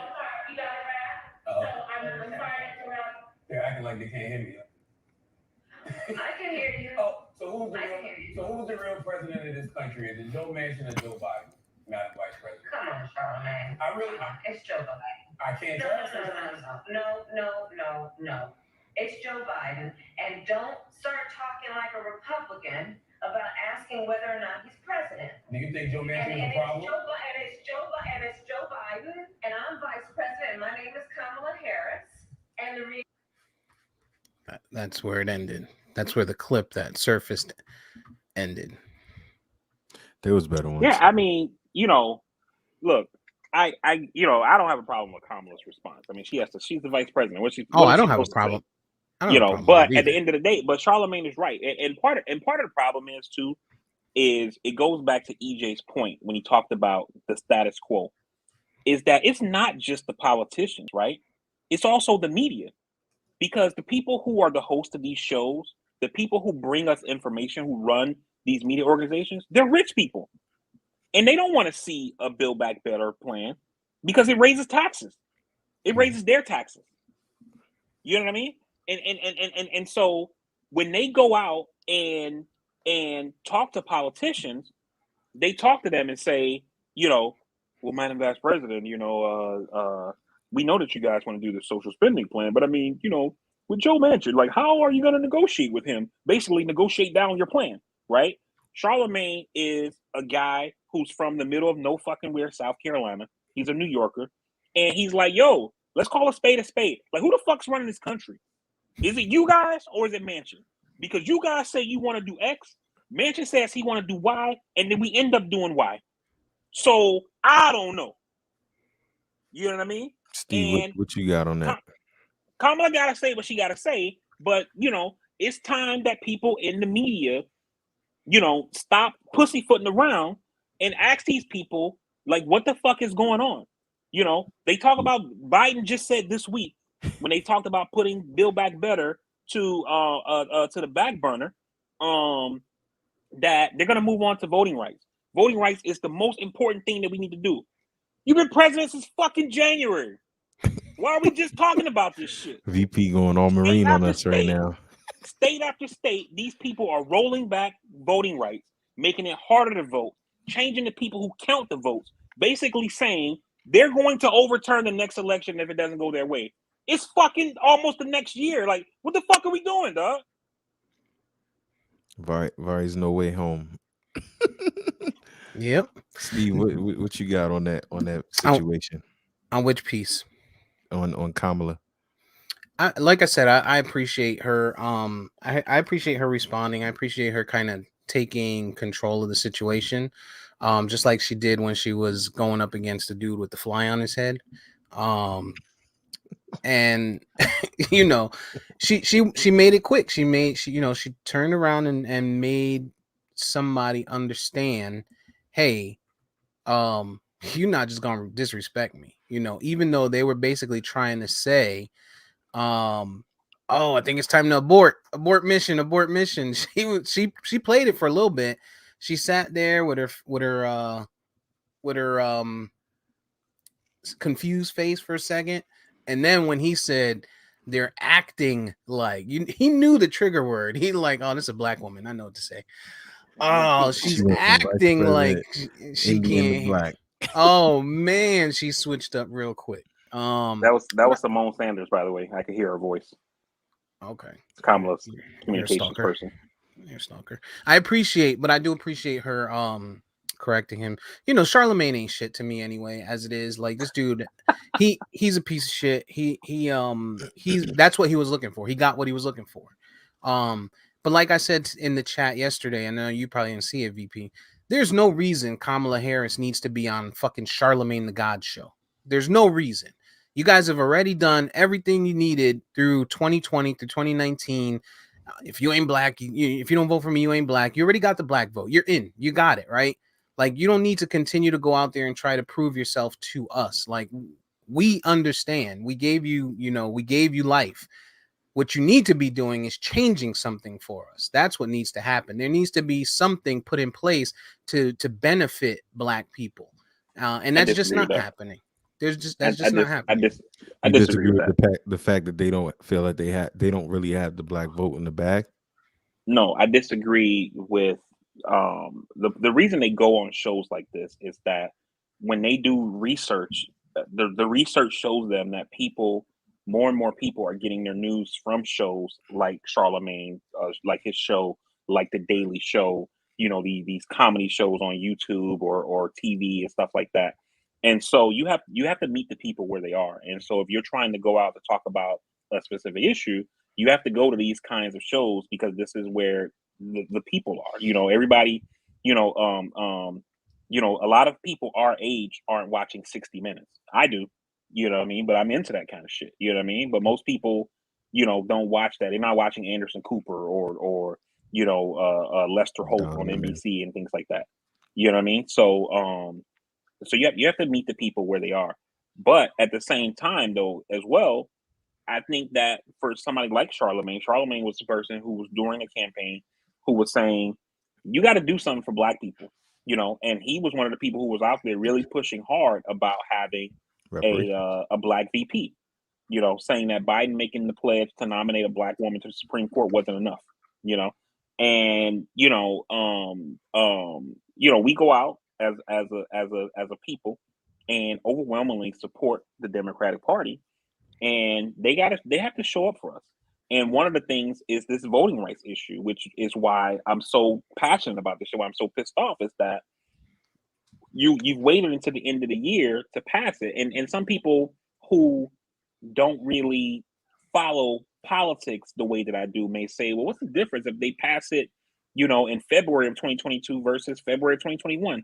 The difference is that the courts have said you can't put sweeping election changes into place in election years. It has to be, you have to have time to ramp up to it. So that way all of the jurisdictions understand what this new law is, what they're obligated to do under this new law. And so you can't come in June of 2022 and say, boom, here are all these new federal voting rules, and you got to do it all by November 22, because the states in the counties are going to say, we don't have enough time to implement this shit. And so the court is going to put it on hold, which means even if the shit goes into effect for 2024, you can have a 2022 election with all these bullshit election laws that they put on the books so far. So they should have been working on this shit from the jump. You can't say something is a priority and don't do anything on it for fucking months and months and months. That don't sound like a priority to me. My point still stands. She don't belong on no Charlemagne the God Comedy Central show. I get it if you go on fucking, if you're on the Breakfast Club, right, which is broadcast nationally, and sure, Comedy Central is as well, but Comedy Central is just that. It's Comedy Central. And I get that, people are watching it and people are, formulating opinions based on what they're seeing there. But those are not the people that you really need to, appeal to today. Maybe 2 years from now, when it comes time for re-election and, when you're campaigning again, just like you did in 2020 and 2019, rather, that's when you go on these bullshit shows. But right now, you need to be explaining to people what's changing, what's happening, to the people that are actually listening, not to motherfuckers that are watching a late night 11 p.m. Comedy Central show with Charlemagne the God. Like, that's not who you need to be appealing to. Here, real quick, EJ. Hold on. The problem is it's the continual pandering of bullshit. You ever see that video where the dude is like, look at this guy here, number one bullshitter doing the wee woo wee woo. Yeah. This is exactly what the fuck is going on, because we like you said, VP, like we've said continually, there has been nothing going on. It's just politics as usual. I've been saying it over and over and over again. We keep electing these people that represent us in thought and hopes and prayers that they will actually do what we want them to do. The other problem is, like VP always says, like Steve always says, we as a people have to spring into action to demand more. And the problem is the older populace of our people, they're going out. They're done. They're done with the marching. They're done with the advocacy. They're done with the lobbying. We as a people, we can't be so fickle to say, oh, well, I'm out here for gay rights, but I'm not out here for black men being killed by the police. We had to come to a point where we say, listen, I don't agree with what you're doing, but I see how it correlates with me, and let's hold our politicians accountable to get some real shit done. Until we do that, they're just gonna keep doing the same shit. Right. And Steve, and to the point that EJ just made, that's exactly where I was getting ready to disagree with going on these shows, right? Because I haven't seen that interview. I'll go back and watch it, right? But I bet you, I'm willing to bet my left nut during that interview, not one point did Kamala say. Small bet. I bet that there wasn't one point during that interview where there was an ask, right? Meaning that you say to the people, we need to get this shit done and we need you guys to help us. Here is the number to the Senate switchboard, 202, blah, blah, blah, blah. Ask for Joe Manchin's office. Call him. Tell him your story. You may not get his staff. You may only get the voicemail. Here's how you email a senator. Send them your shit. Let them know, hey, here's a copy of this fucking $20,000 medical bill I got for taking my kid to go get 2 stitches when they fell off their bike. There's no ask. So the people think that I went on election day, I voted, job's done. I'll see you in 4 years. Kamala and Joe got it. You know what I'm saying? And then when shit don't get done, they say, I guess they don't got it. So in 4 years, I guess I won't see you. I'm not going to vote for the other side. I'm just not going to show up, And then the other guy gets in office and they say, man, this guy's fucking up, blah, blah, blah. And then we start this rinse, wash, repeat shit again. You know what I mean? Ask motherfuckers to do something. I know how to call my senator, right? I'm a fucking political nerd. The person who's watching Charlemagne the God show, they don't know how to do that shit. Somebody needs to ask them to do it. Spring the people into action to put pressure on people like Manchin and Sinema and whoever else is not supporting the shit that you care about. Like EJ said earlier, even though Republicans know that shit that they're doing may hurt their people, they do it anyway because their people are showing up to rallies. They're making phone calls. You know what I mean? They're posting shit on social media, et cetera, et cetera, et cetera. And they know if I support X, I'm going to get fucking destroyed for this shit. I'm going to lose my seat. So I'm not going to do it. On our side, we just say, hey, I voted. See you next election. Maybe. Status quo politics. Yeah. I just think there's no way home on this one, man. You see what I did there? I like it. I like it. This shit done got me. I ain't take my goddamn blood pressure medication yet. I'm fucking heated, right? I'm just fucking sweating right now. I'm so fucking mad right now, yo. Like, you better relax. You better calm down. Gassy over here, yo. Take me out to dinner. Yeah. So, all right, man. I think we've politicize this episode a lot. So Yeah, let's get into some fun, man. You guys see Spider-Man? I did. No. Come Yeah. on, VP. You got one job. Your job is to research. Research includes watching the hottest show or movie. Oh my god. All right. We This have shit no way just home. came out. Steve, you watched it? Of course I watched it. Come on. Oh, watched- check you out. You watch King Richard? I ain't No. want to watch it. You watch the second Venom? No. You I watch didn't Eternals? watch Second Venom yet. No. He didn't watch Eternals, no. But Exactly. So, but Not- not- Spider-Man, Not one of those though. are even not one of those are even come within a rock's throw of Spider-Man. Spider-Man, especially this one. I thought What I you liked think of this it, Steve-O? I liked it, man. I liked it. I think they did a good job. I don't want to ruin anything, so I don't want to. MCU. I'm not going to of get course, they into did a it. good job.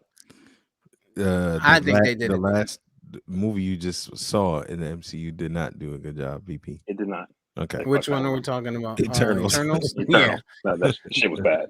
Okay. It was real I- bad. Without giving away any spoilers, I think, man, this was a job well done. They did great. To tie everything in. But I want to tell you about my movie experience. So go ahead, finish your I'm gonna review, and I'm gonna give I'm you gonna go through real my quick. experience. To tie everything in, to tie everything off, to set the stage going forward.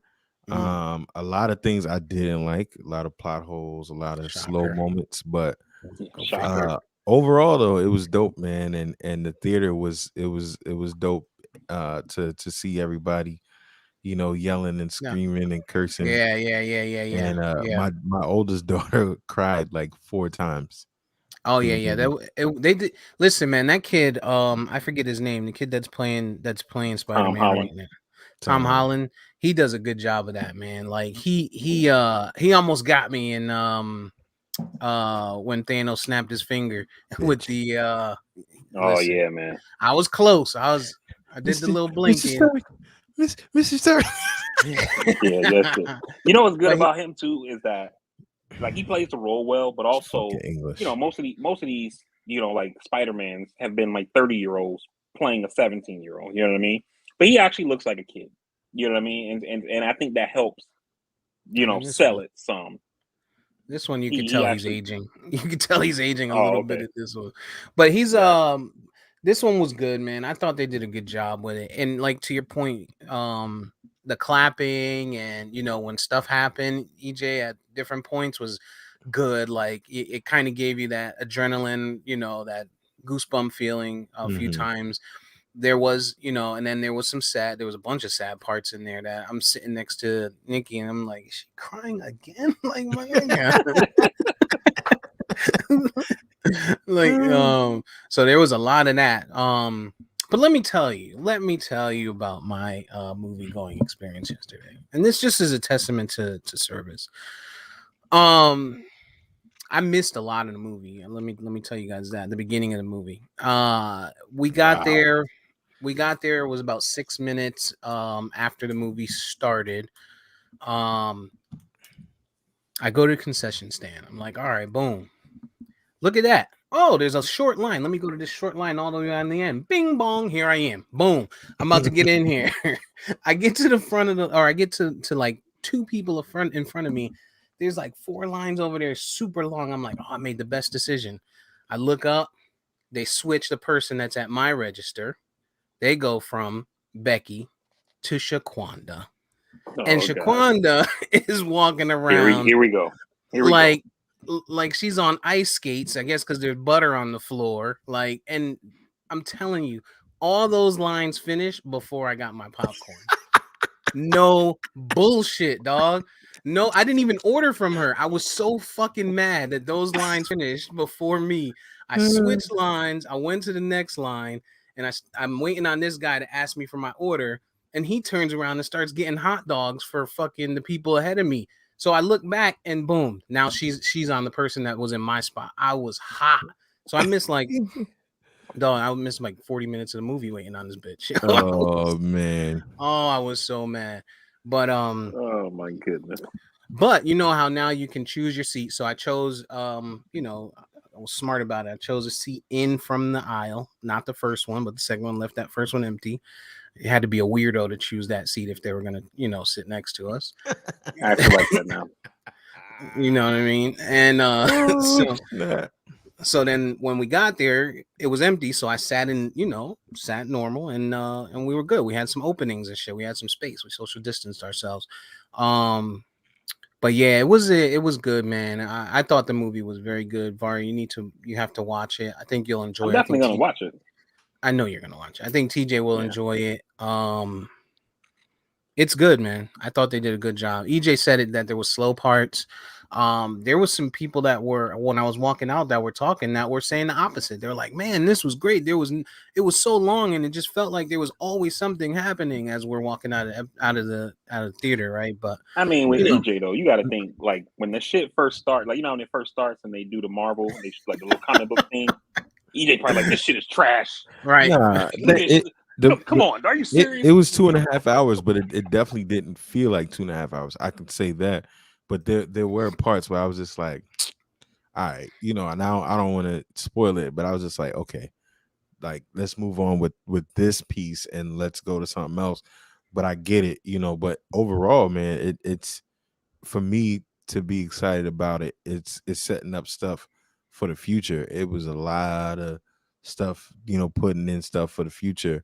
The cameos, the appearances, not the cameos, but the short appearances, the long appearances, and I'm excited for a film like Morbius because of this, which a lot of people are not high on because Sony hasn't been widely accepted with the Venom series.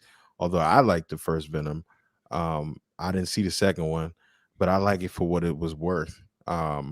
But I like EJ, you went to the movies to watch this? Spider-Man or Venom? Yeah. Spider-Man. Yeah, I went to the movies. Okay. But yeah, man, I just nigga implying I got bootleg connects. No. But yeah, I like what it's setting up for the future. That's the biggest thing for me, man. So I liked it. I can't even lie. And I watch every movie, honestly. I watch every comic movie with some hate starting off. I do. Yeah, we know I that. really have to. We I do. do. And the post credits, I think both of them were, there's two, Vari. So if you go to the theater, I always make sure Google that before it's I go. really one post credit and then a preview. True. Deep dive One preview. is a it's a trailer, right? I think it's a trailer. It's basically a deep dive preview. It's a trailer. It's an extended trailer, basically that's exclusive joint. So yeah. As I watch though, I and maybe it's just me, but when I watch and I see Doctor Strange, I always feel like they should have cast Littlefinger for Doctor Strange. Like I feel like he would have done a great job there, personally. Nah, I think they got it right with Cumberbatch. And, I don't want to. So Vari, you're on the clock. You're on the clock because we have to discuss this. But let's talk about anything else, man. You guys because eventually I'm going to say something that's going to spoil something. So I don't want to do that for you or anybody that's watching or listening. So what you guys been watching? I haven't watched much this week. The only thing really I watched, I told you I've been listening to that podcast, American Radical, about how the woman got radicalized and became a MAGA person and died at the Capitol. It's like I said, like I'm telling you in pre-production, it's very interesting. It's a 5-part podcast. How long are the episodes? The episodes range from anywhere from like 36 minutes to like 47 minutes. I guess that's the success window. We could just keep VP under 47 minutes itself. Oh man. Anything else you've been watching? Nah, other than that, I haven't, just regular TV. How about Insecure, Succession, the Succession finale, amazing. Yo, that was one of the best hours of TV. How many seasons is that? This is 5? They just wrapped up season 3. Oh shit. 3? Okay. Yeah. No, but it's wrapped up season 3. Listen, I liked it when I first started it, but it's just so much shit that I gotta watch, like The Wire. So again, the thing with Succession that I tell people all the time is that it's not a show like Game of Thrones. You know, there's not going to be action. There's not going to be there's no nudity. You know, so you gotta come for the show. You know what I mean? Like you gotta it's a drama show. So you gotta come for the action. Or, I'm not the action, the dialogue and the acting. You know what I mean? Because they're not doing any of that other shit they normally do to hold audience. But the acting is phenomenal, man. So this finale they did, like I'm pissed that it was so good because I gotta wait for season 4 now. You know what I mean? Like that shit literally got me like ready. You know what I mean? I had catch up on it. Yeah, I saw the first couple episodes. How about you, EJ? You been watching anything? Did I watch anything new? Damn, I've been watching Wheel of Time. Which speaking of nudity, had some nudity for the first time this past episode because the first 6 episodes didn't. So I was pleased in that. Insecure. Any new movies? I didn't watch any new movies. I'm trying to catch up on the Fantastic Beasts type series because of all of the Harry Potter stuff coming up. Let me say this. I did what? Yes. The Ghost Power Book 2 is bad. It's great. Nah, I don't know. This past episode sealed it for me. Today's or last week's? Yeah, today's. It's too unreal. I didn't see today's. It's just too unreal for me, and I think Courtney Kemp is just overdoing it, and I don't like it. But hey, I think this is the mid-season finale today. Oh, was today this? Oh, no, they already had the mid-season. No, that's where they. I think today's the mid-season. It's got to be. No, they just restarted this bitch. They just restarted it. Remember they took a break and then they just restarted it. No. So this might be a finale or a second. Maybe they're doing a second break because of COVID or something like that. I don't know. Oh, also real quick, EJ, I also checked out a recommendation by Steve. Upload is an Amazon Prime show. It's decent. It's not the greatest thing I've ever seen, but it keeps you interested. And what I found really like funny about the show, Steve, is that one is made by Amazon, and like how they poke fun at all of like the product placement and like trying to nickel and dime you to make you buy shit and upgrade shit or whatever. You know what I mean? Yeah. I thought that was kind of like somewhat clever, somewhat kind of meta of an Amazon show doing that or whatever. But it was a pretty good show. I liked it.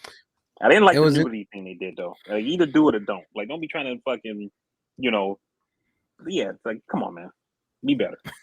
So the next episode, Steve, of Power will come out January 9th. Oh. Yeah, but they always pause. This might be their little holiday pause. They can't have a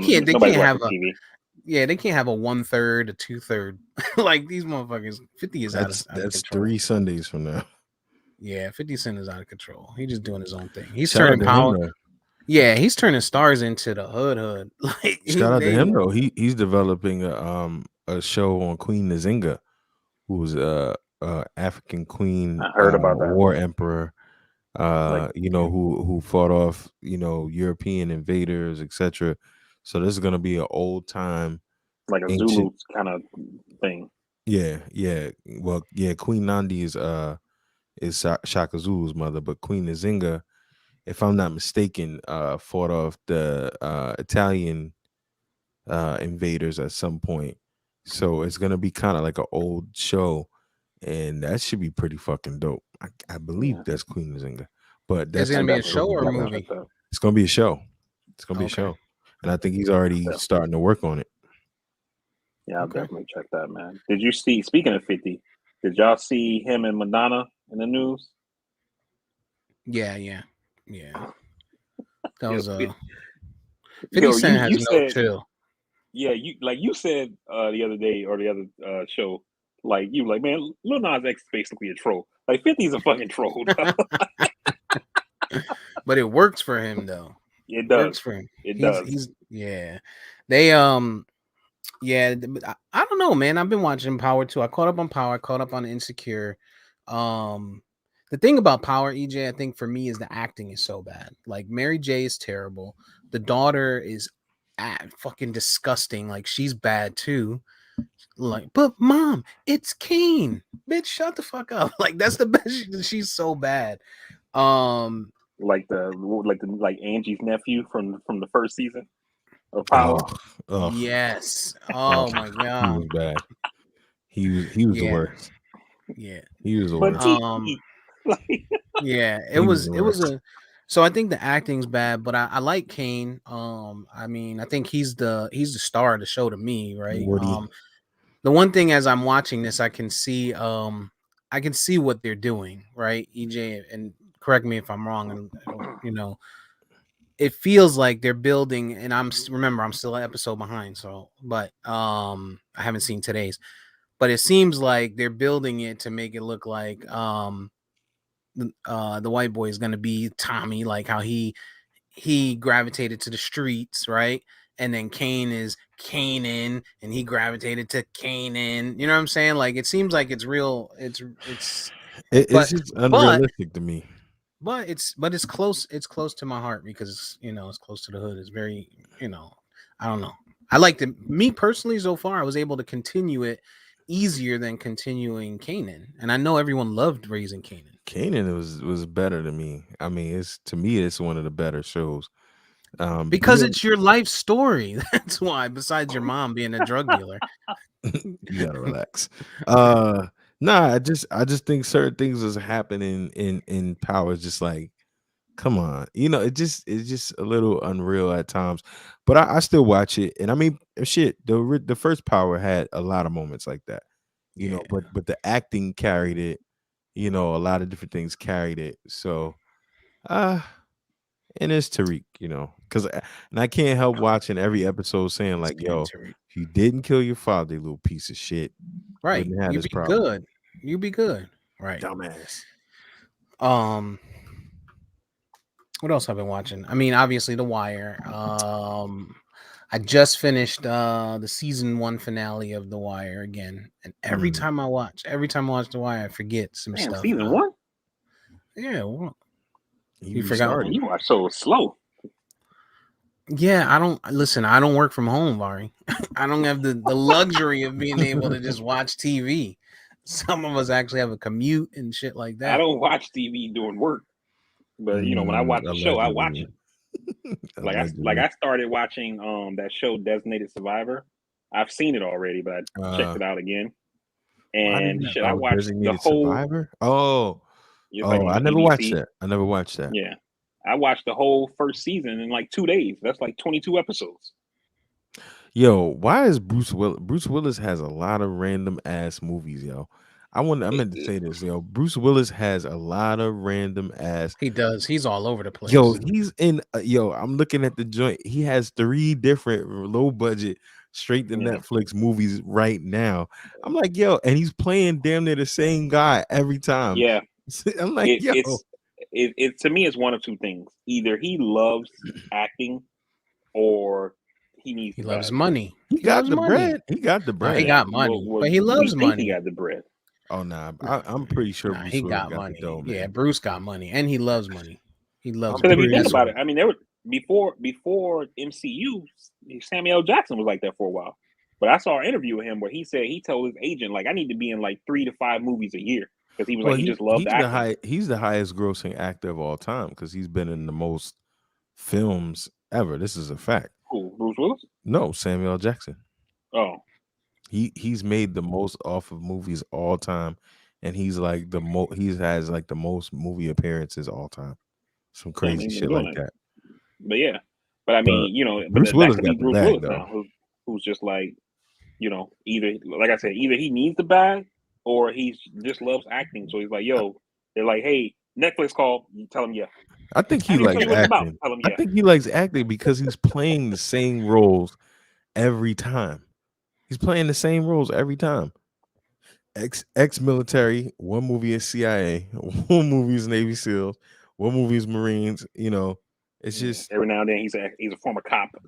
Yeah, it's funny as shit, man. And guess what? I'm gonna click it. Yeah, you don't watch it anyway. He's just trying to keep his legacy going. That's all. You can't hate him for that. But Yeah, I mean, so you that's like, but everybody can't do that though. Like, man, you're fucking, John McClane, man. You can't just be getting anything like that. You have a Christmas legacy. movies. Top 5 Christmas movies. put your arms down. You're making me uncomfortable. I mean, Die Hard is definitely in there. Die Hard's not a Christmas movie. How you don't think Die Hard is a Christmas movie? It's not a Christmas It takes movie. place on Christmas. Literally a Christmas day. That's not a Christmas movie. That is the prerequisite for having a Christmas movie. It takes place on Christmas at a Christmas party. How the fuck is it not a Christmas movie? All right. Vari, what's your number 5? We'll go this way. You do 5, EJ do 5, I do 5, then we'll move down. Oh, shit. All right, we'll start because you think slow. EJ, what's your number 5? Number 5. I mean, this is my 5 in no particular order. Home Alone, Home Alone 2, Die Hard, Home Alone 3, Home Alone 4. Nah, what's another? That's 3 out of 5. Jingle All the Way. Number 4 with Schwarzenegger. That shit was funny. And number 5, I don't know. What's that? A Christmas Story? Christmas? What's that? Christmas Carol? Christmas Story? Yeah, Christmas Story's got to be up there. Christmas Story. Christmas Sure. Yeah, Gotcha. I would So say got- no. go ahead. No particular ahead. order. Christmas Story, Die Hard, Home Alone. Die Hard's not a Christmas movie. That movie, Four Christmases with Vince Vaughn and Yeah, that's a good one. I fucking love that movie. I don't think I saw it. I don't know. I gotta think of a fifth one. So go ahead. There's so many. All right. I got A Christmas Story. Mm-hmm. I have Home Alone, the trilogy. The I- trilogy? The Nah, trilogy? 3 was trash. 3 was Yeah, but definitely 1 and ass. 2 carry 3. It's like me carrying the 2 of y'all. No. I mean, I liked 1. 2 was too much of a stretch to me, but it was still good. Because you ain't like seeing Funny. Trump in it. That's why. No, it's not that. Anything I'm with like- Trump in it, Vari done rid off. Like you lost your kid once. I don't see how it happens the second time. Like that's I don't just, see how it like- happens once. first time. Right. He's like, oh, once is understandable. Well, the first time they made these like epic, I still don't get it, but they kind of almost make it make sense in the first one, right? Even with the fact that I don't know if you guys have ever caught this, but remember when they spilled the milk in the first one, they throw Kevin's plane ticket in the trash when it happened. If you pause it when he throws all that shit in the trash, one of the things you see is Kevin's plane ticket. So it's like they were rooting for this kid not to make it from the But beginning. it still you know don't what I make mean? sense because then how the hell did someone else get in place of him? And then because then when he got to the gate, didn't he have a ticket? No, I'm talking about in the first one. Oh yeah, no, I'm bugging. In the So- second oh, one, yeah, in the yeah, second yeah, one, yeah. they did the Second same one. thing. They were Second running one, late. Yeah. They get to the airport and the gate is about to close, so the flight attendant's not checking tickets. She's just like, "Come on!" You know what I mean? I mixed The them second up one takes place pre 9/11. You know what I mean? So they're just like, "Yeah, come on!" Pre 9 much. Yeah, the towers were still there. So but All it right, still so didn't make sense. I have A Christmas Story. We gotta nix your Home Alone 3. You gotta give us another one. Well, those aren't. They're not counting as 3. They're counting as 1 together. Okay. All three of them together count as 1. Okay. Yeah. So I got those. Christmas Story. You guys threw me off. I have Bad Santa in there. Oh, That's a good one. yeah. That's a good one. Bad Santa's one of mine. I also count Friday After Next, a Christmas movie, Oh, that's a good one. because that's one of mine. And then I think and then National Lampoons. Ah, Yeah. Chevy with what's his name? Chevy Yeah, Chase. Chevy Chase. Yeah, those that's are my favorites. And then I always make time for Charlie Brown Christmas. I always watch that every year at least once. Die Hard is no question Not a a Christmas Christmas movie. movie. Die No Hard is a question. Definitely a Christmas movie. No Not a Christmas question. movie. Die Hard They is not even a say Christmas ho ho ho in it. The only VP, the only movie. So thing because that they say, requires oh, what is the main thing that requires a Christmas movie to be a Christmas movie? takes place around Christmas. It takes No, no. there's in a the lot of movie, that makes It almost that takes makes place on Christmas, literally. yeah, right, At but a Christmas nobody, party. but no, okay, Their that just presence there. that just so happens, but there's no story around the Christmas party besides the fact of, hey guys, show up and be there for Christmas. We're gonna start this Shit. around Christmas time. What other story is there that it's Christmas? Like if Oh, it is man. if it isn't happening during Christmas, you wouldn't call it a Christmas movie. At any point, if someone would have said in there, man, we got to get this all taken care of because Christmas is going to be ruined, that would make it more of a Christmas movie. But there was no mention to Christmas besides. You're so white. You're so cheesy. You're so damn cheesy on It's that. not. It's It's not. gotta fix Yo. Christmas. That's the only way it's a Yeah. Christmas No, story. you can't Get shit the on fuck Die out. Hard, Steve. You're The nasty. guy's wife beaters in the fucking in the Smithsonian. You know what I mean? Like, come on, dog. I didn't say I don't like Die Hard. It's just You're not a nasty. Christmas movie. It's definitely a Christmas movie. You're nasty. You're nasty. not. Hey, what's the better series? And I know where you guys are gonna go. Die Hard or Lethal Weapon? I always struggle with that. Oh, I gotta say I'm Die gonna Hard. say Lethal Weapon. I gotta say Die Hard. I gotta say Die Hard for the two films. Two, while people hate Die Hard 2, it was still decent. Die Hard 1 better than many films, and then Die Hard with a Vengeance with Samuel L. That shit, them two alone are, because then after a while, the Lethal Weapon 4s. Yeah, but then they went with Live Free or Die Hard. Right. Like, See, that's the thing. True. That's the thing that fucked me up was because, like, I actually like the first three Die Hards. Like, a lot of people don't like 2. I actually like it. Me too. Right. And then when you get to Die Hard 4, which is like the one with the computer hackers, that shit was Mhm. awful. And then they had Live Free or Die Hard, which I think is the one that takes place in Russia. Mm-hmm. Bruce Willis. that's the then- one with his Willis, daughter, right? isn't it? That's with his daughter, right? Live Free. No, that's the one. That's the one with the daughter. The one I'm talking with the hackers. So that's Live Free or Die Hard. 4. Okay. And then Die Hard 5 is the one that takes place in Russia, which I couldn't even finish it. That shit was so awful. So So what about Lethal Weapon 2 though? I mean, I liked all of Lethal them, Weapon man. 2 was Like, me too. That was the one with was that the one with that's where they introduced like Pesci, right? Or was Pesci introduced? Yeah. Pesci's in that one. It's especially the 89. first one. I fucking love Lethal For me, Weapon, it's Lethal Weapon. I like don't get me wrong, I do like I like the Die Hards, but as a series, I prefer Lethal Weapon. Lethal Weapon 3 was dope too. That one was kind of. Lethal Weapon 3, I think, was dope. I think 4 was the one that's iffy for me. Whichever one Jet Li was in. Yeah. It was 4. With Chris Rock and the So I daughter. was thinking it was 3. So Yeah. so Lethal. So yeah, I'm with you on that. Yep. First 3 legit. 4 is Yep. kind of like, come on, dog. Yeah.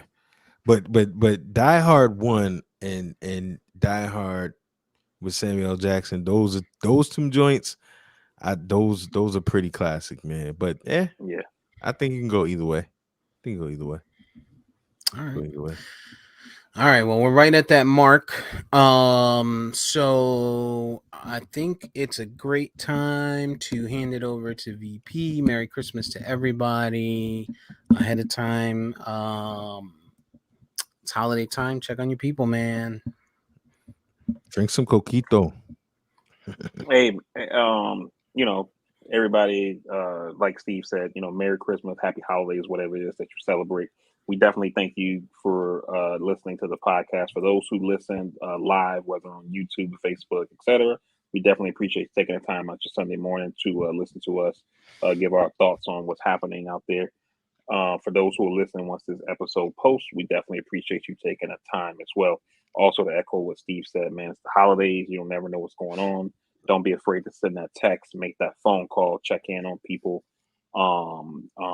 You know, just to see how folks are doing. You know, tomorrow ain't promised. You can find the podcast on all podcasting platforms. Just search Castworthy. You can also find our social media at Castworthy. On Instagram, it's at Castworthy_podcast. While you're there, leave us a like, subscribe, follow, comment, tell a friend to tell a friend, you know, all that good stuff here. Also, you know, we touched on it a little bit earlier. COVID is still happening. This new Omicron variant is out there. So wear a mask, get vaccinated. If you've been vaccinated, get a booster. Do what you got to do to protect yourself and the people in your circle, which will then help protect the people in your neighborhood, which will then help protect the people in your state and in your country. And let's try to fucking beat this thing. Like, this shit is ridiculous that it's 2 years and we're still dealing with this shit. So do what you got to do to get over that. And for Democrats out there, like, get on the fucking ball. This shit is fucking infuriating. Like, whatever. Just fucking get some shit done. We'll see you in the next episode. We love you. We're out. Peace.